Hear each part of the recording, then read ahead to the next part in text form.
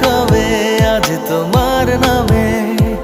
উড়ো চিঠি পাঠিয়ে দিলাম, পড়ে নিও তুমি, মিলিয়ে নিও, খুব যতনে তা লিখেছি।